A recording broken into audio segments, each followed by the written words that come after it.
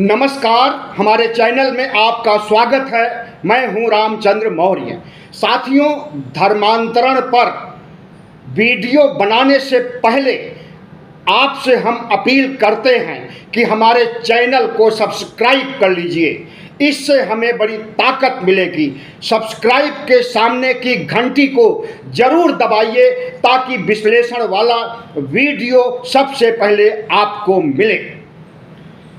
योगी आदित्यनाथ ने उत्तर प्रदेश में धर्मांतरण पर कड़ा कानून बनाने के लिए बिल 29 जुलाई 2024 को पेश कर दिया है। और इस कानून की सबसे बड़ी खासियत यह है कि धर्मांतरण अगर अवैध रूप से हुआ तो 1 लाख रुपए तक जुर्माना लगाया जा सकता है और आजीवन कारावास जेलों के पीछे सीकचों में भुगतना पड़ेगा। आपको मालूम है कि धर्मांतरण या धर्म परिवर्तन हमारा फंडामेंटल राइट यानी मौलिक अधिकार है। संविधान के अनुच्छेद 25 से 28 तक यह प्रावधान किया गया है कि इस देश के निवासी अपने धर्म का परिवर्तन करके दूसरे धर्म में दीक्षा ग्रहण कर सकते हैं, दूसरे धर्म को भी अपना सकते हैं, अपने धर्म का परित्याग कर सकते हैं, चाहे वह हिंदू हो, चाहे वह मुस्लिम हो, चाहे वह सिख हो, चाहे वह ईसाई हैं।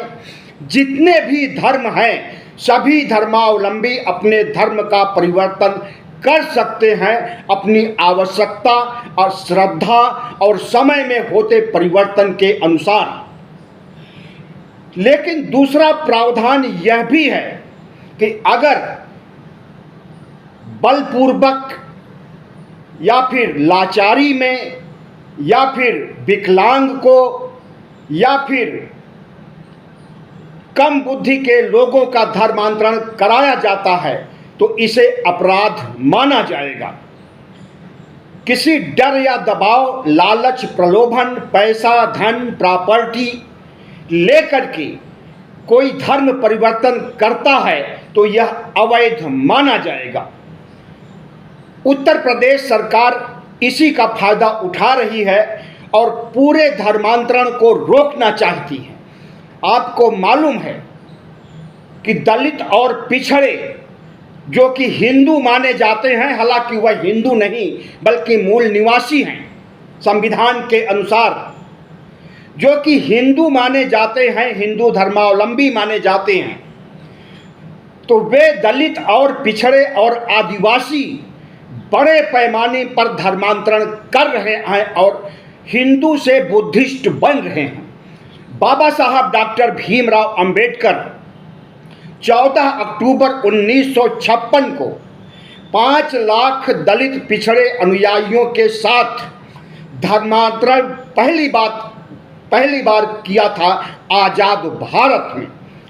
उसके बाद सोशल मीडिया के आने के बाद, लोगों में जन चेतना विकसित होने के बाद, दलित समुदाय, पिछड़े समुदाय की आंखें खुलने के बाद बड़े पैमाने पर आजकल भी दलित और पिछड़े हिंदू से बुद्धिस्ट बन रहे हैं। आए दिन किसी न किसी शहर में धर्मांतरण होता है और बुद्धम शरणम गच्छामि, धम्मम शरणम गच्छामि, संघम शरणम गच्छामि कह करके बाबा साहब डॉक्टर भीमराव अंबेडकर की 22 प्रतिज्ञाएं लेकर के धर्मांतरण कर रहे हैं। भारतीय जनता पार्टी को इसी से आघात पहुंचा है कि दलित और पिछड़े हिंदू से बुद्धिस्ट क्यों और कैसे बन रहे हैं।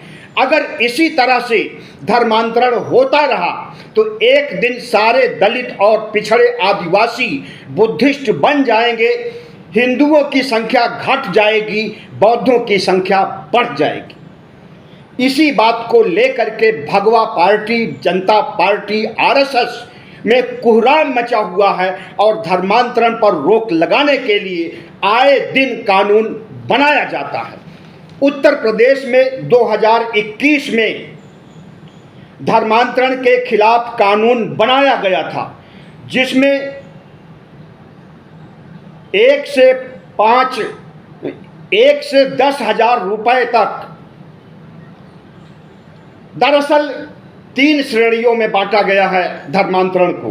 पहला है धोखा, बहला फुसलाकर धर्म परिवर्तन कराने पर पहले 1 से 5 साल तक जेल की सजा होती थी और 15,000 रुपये जुर्माना होता था।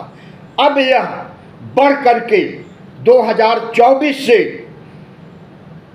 सजा 3 से 10 साल की हो जाएगी और जुर्माना 15,000 से बढ़कर के 25,000 कर दिया जाएगा। नाबालिग महिला, SC, ST, ध्यान रहे कि नाबालिग के साथ ही SC और ST को भी रखा गया है। मतलब जो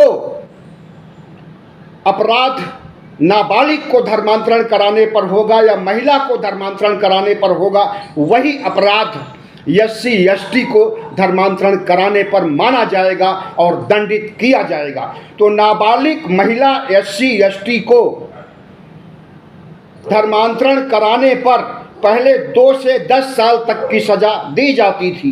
अब इसे बढ़ा करके और 25,000 रुपये का जुर्माना होता था, अब इसे बढ़ा करके 5 से 14 साल तक की सजा सुनिश्चित की गई है और 1 लाख रुपए जुर्माना।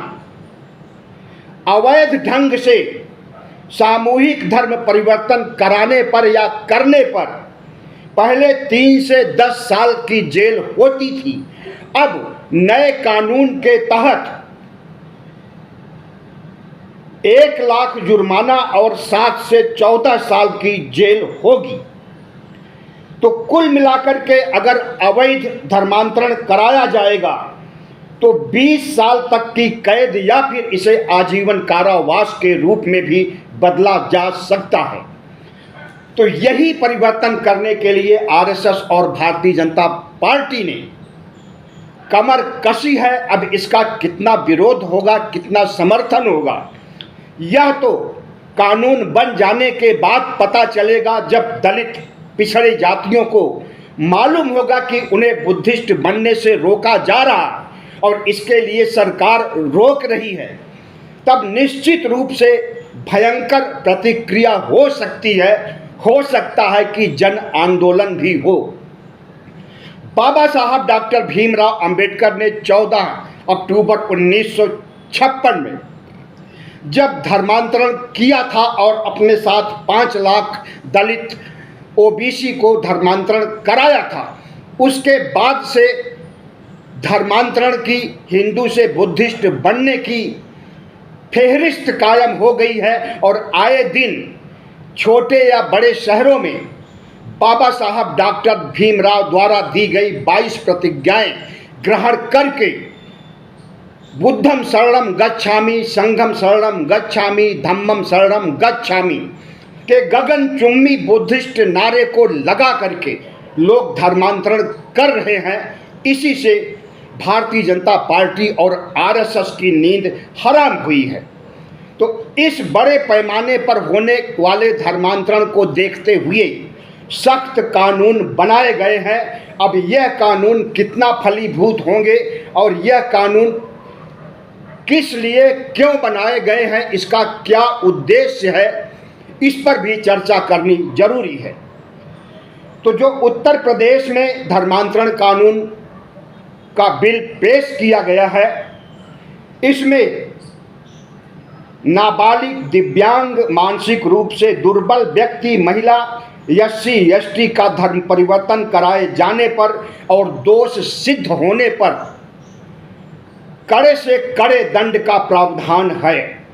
आपको ध्यान देना चाहिए कि नाबालिग, दिव्यांग, मानसिक रूप से दुर्बल और महिलाओं की श्रेणी में SC और ST को भी रखा गया है। गनीमत की OBC को नहीं रखा गया है।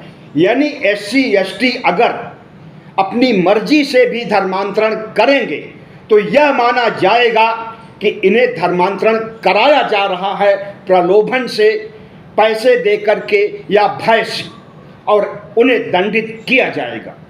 तो योगी राज्य में जो कुछ हो रहा है उत्तर प्रदेश में, वह सभी डबल इंजन के राज्यों में होने वाला है, क्योंकि जो शुरुआत यूपी से होती है, जो बुलडोजर यूपी से चलता है, वह सभी डबल इंजन के राज्यों में बुलडोजर चलने लगता है। उसी तरह से धर्मांतरण का कानून भी डबल इंजन के राज्यों में थोड़े समय पर आ जाएगा निश्चित रूप से, लेकिन जहां पर इंडिया गठबंधन की सरकार है जिन राज्यों में, वहां पर नहीं होगा, क्योंकि भारतीय जनता पार्टी डरी हुई है कि हिंदू बुद्धिस्ट क्यों बन रहे हैं, और दूसरी तरफ मुसलमानों को ये लोग हिंदू बनाते हैं तो उसे घर वापसी कहते हैं, और कहते हैं कि मुगल काल में आज के मुसलमान भी हिंदू थे, इन्हें जबरन मुस्लिम बनाया गया था, इसलिए अगर कोई मुसलमान हिंदू धर्म ग्रहण करता है तो उसे कहा जाता है कि वह घर वापसी कर रहा है। और उस घर वापसी के लिए क्या प्रलोभन नहीं दिया जाता है, क्या लालच और डर नहीं दिखाया जाता है? यह तो जांच का विषय है, और आए दिन पर्दाफाश होता भी रहता है कि कितने धर्मांतरण किए हुए मुस्लिमों को हिंदू बनने के लिए प्रलोभन दिया गया और उस प्रलोभन को पूरा नहीं किया गया, जो लालच दिया गया था उसे पूरा नहीं किया गया, तो वे फिर से मुस्लिम धर्म में वापस लौट गए। तो योगी आदित्यनाथ का धर्म परिवर्तन के खिलाफ जो कानून बना है या बनने जा रहा है, बिल पेश हो चुका है, बिल पेश हो गया है तो कानून बन ही जाएगा, क्योंकि भारतीय जनता पार्टी का अच्छा खासा बहुमत है उत्तर प्रदेश के विधानसभा में और विधान परिषद में। दोनों सदनों से पार होने के बाद, बिल पास होने के बाद यह कानून बन जाएगा और इसे ब्यूरोक्रेट लागू करेंगे। लेकिन ब्यूरोक्रेट यह कैसे निर्धारित करेंगे कि कोई स्वेच्छा से धर्म परिवर्तन कर रहा है या फिर दबाव, लालच, प्रलोभन से वह धर्म परिवर्तन कर रहा है? हमें तो लगता है कि जो लोग अपनी मर्जी से, स्वेच्छा से धर्म परिवर्तन करेंगे वे ओबीसी, एससी, एसटी के लोग होंगे, हिंदू से बुद्धिस्ट बनेंगे, उन्हीं के ऊपर धर्म परिवर्तन का यह कड़ा कानून लागू किया जाएगा और उन्हें सबक सिखाने के लिए 1 लाख रुपए जुर्माना और आजीवन कारावास की सजा दी जाएगी। और इस तरह से कुछ लोगों को दंडित किया जाएगा तो समाज के बाकी बचे लोग धर्मांतरण के बारे में सोचेंगे ही नहीं। तो यह समझी बूझी चाल है भारतीय जनता पार्टी की और आरएसएस की। हमें लगता है कि यह मौलिक अधिकारों पर, हमारे संवैधानिक अधिकारों पर जो राइट हमें बाबा साहब डॉक्टर भीमराव अंबेडकर ने दिया है, उस पर डाका डालने का काम उत्तर प्रदेश सरकार कर रही है।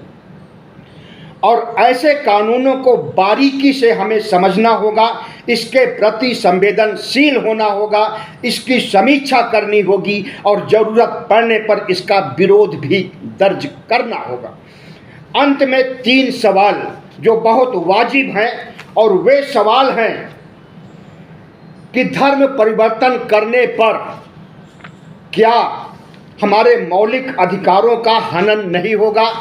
धर्म परिवर्तन करने पर बाबा साहब डॉक्टर भीमराव अंबेडकर ने जिस धर्मनिरपेक्षता के सिद्धांत को संविधान में दर्ज किया है, तो क्या संविधान के धर्मनिरपेक्षता की धज्जियां नहीं उड़ाई जाएंगी? क्या इस देश में सिर्फ और सिर्फ हिंदू धर्म रहेगा, हिंदू धर्म का विकास होगा, हिंदू धर्म आगे बढ़ेगा, बाकी धर्मों पर बुलडोजर चलाया जाएगा, कड़े कानूनों से रौंदा जाएगा और उन धर्मों के लोगों को हिंदू धर्म में शिफ्ट करने के लिए उन्हें मजबूर किया जाएगा। तो यह सवाल बहुत वाजिब है और ख़ास करके ओबीसी एससी एसटी के लोगों को सोचना है कि जो उत्तर प्रदेश में हो रहा है वही कल आपके राज्य में भी होने वाला है। और उत्तर प्रदेश के निवासी तो खास रूप से समझ लें कि यह बिल जो 29 जुलाई को पेश किया गया है कभी भी कानून बन करके व्यवहारिक रूप से समाज में लागू हो सकता है। और लागू होने के बाद संविधान में दिए गए अनुच्छेद 25 से अनुच्छेद 28 तक, अनुच्छेद 25 में है कि हम धर्मांतरण कर सकते हैं, किसी अन्य धर्म को स्वीकार कर सकते हैं, अपने धर्म को छोड़ सकते हैं। और 27-28 में यह प्रावधान है कि हम अपने नए धर्म का प्रचार प्रसार कर सकते हैं, लिखित रूप से पर्चे छाप करके, पोस्टर लगा करके, प्रवचन करके, लोगों को समझा बुझा कर, काउंसलिंग करके हम धर्म परिवर्तन के लिए, अपने धर्म के विकास के लिए काम कर सकते हैं। यह हमारा संवैधानिक अधिकार है। तो जो हम प्रवचन देंगे या सलाह देंगे धर्म परिवर्तन के लिए, क्या उसे यह नहीं माना जाएगा कि जबरन धर्मांतरण कराया जा रहा है? हमें लगता है कि माना जाएगा और इसके आधार पर कार्रवाई भी की जाएगी। लेकिन जब इस कड़े कानून के खिलाफ ओबीसी एससी एसटी का एक बड़ा हिस्सा खड़ा हो जाएगा और जिस तरह से संविधान के मुद्दे पर बीजेपी सरकार को बैकफुट पर ला दिया गया है, उसी तरह से धर्मांतरण के मुद्दे पर बैकफुट पर ला दिया जाएगा और यह आजीवन कारावास और 1 लाख रुपए जुर्माने का कानून भी वापस लिया जाएगा। बहुत बहुत धन्यवाद। हमारे चैनल को सब्सक्राइब कीजिएगा, लाइक कीजिएगा और शेयर कीजिएगा।